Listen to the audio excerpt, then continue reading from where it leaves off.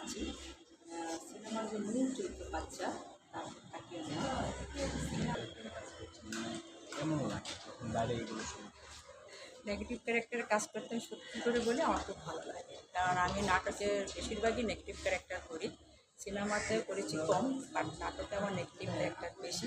যখন দর্শক আমাকে প্রচণ্ড রকম গালিগালি করে, গালাগালি করে, তখন আমার খুব ভালো লাগে, তখন মনে হয় যে আমি আমার ক্যারেক্টারটাকে ফুটাতে পেরেছি। কিন্তু আমরা একটা বিষয় দেখেছি, যারা নেগেটিভ ক্যারেক্টার করে কিংবা খলনায়কের কাজ করে, আমাদের দেশে বাইরের ইন্ডাস্ট্রিগুলোতে তাদের অনেক সম্মান পাওয়া যায়। কিন্তু আমাদের দেশে এটা ডিফারেন্ট, মানে একটু বিপরীত। কারণটা কি মনে হয়?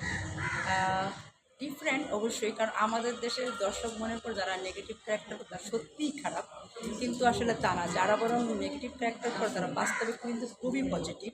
কারণ আমি যখন দেশের বাইরে যাই বা ঢাকার বাইরে যাই, তখন আমি এটার জন্য, এই নেগেটিভ ক্যারেক্টার জন্য অনেক প্রশংসা পাই।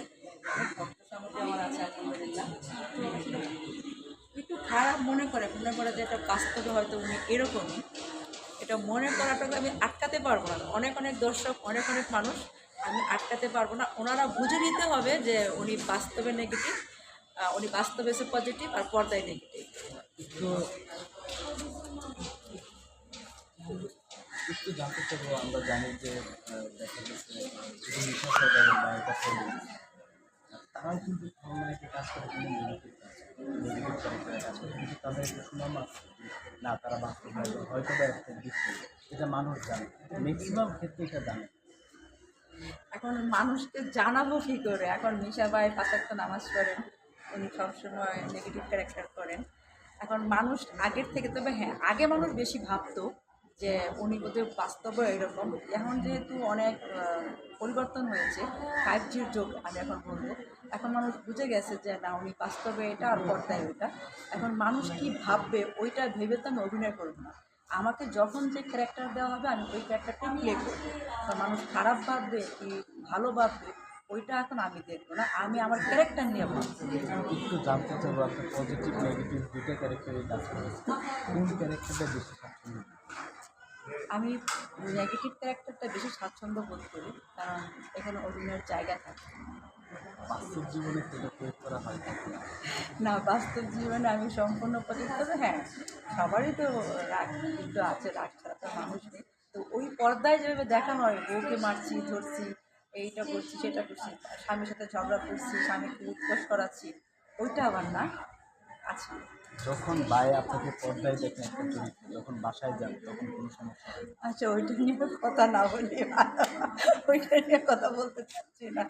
আচ্ছা, একটু শেষের দিকে যাবো যে দর্শক যখন আপনাকে বাইরে দেয়, বাইরে যখন চলাফেরা করেন বিভিন্ন সময় দর্শকরা বাইরে দেয়, তখন দর্শকদের রিয়াকশনটা কেমন হয়? অনেক রিয়াকশন হয়, আমার খুব ভালো লাগে। আমি যখন মালয়েশিয়াতে গিয়েছিলাম, আমি শপিং মলে ঢুকেছি, তো উনি আমাকে দেখার পর উনি দেখাচ্ছে, শপিং দেখাচ্ছে, সাথে সাথে ওনার ওয়াইফকে ভিডিও কল দিয়েছে, দেখো ওনার নাটক থেকে, দেখো উনি আমার দোকানে আসছে। ওনার ওয়াইফের সাথে আগে ভিডিও কলে কথা বললাম, ওনার সাথে তারপর আমি শপিং করেছি। এবং দেশেও সেম একই জিনিস হয়।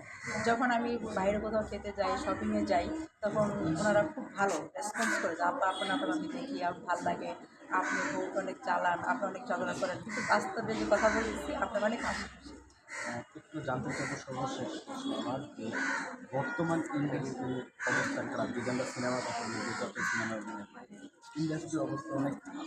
যদি বলি একটা দুইটা সিনেমা হয়, একটা কোনো সিনেমায় চলে না, ঈদ বাদ।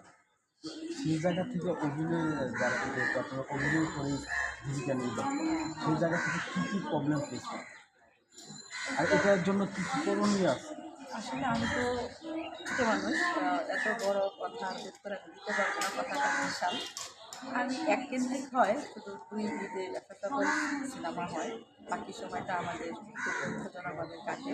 তবে আমি মনে করি যে যারা সিনেমা ইন্ডাস্ট্রিতে আছেন, বড় বড় জায়গায় যারা আছেন এবং সিনেমার মালিক যারা আছেন, তারা সবাই মিলে সম্মিলিতভাবে কীভাবে এটাকে আগের মতো রমরমা করা যায়, বা 2 ঈদ কেন্দ্রিক বাদ দিয়ে, মানে শুধু সারা বছর কীভাবে সুন্দরভাবে চালানো যায়, সবাই মিলে বসে এটা আলোচনা করা উচিত।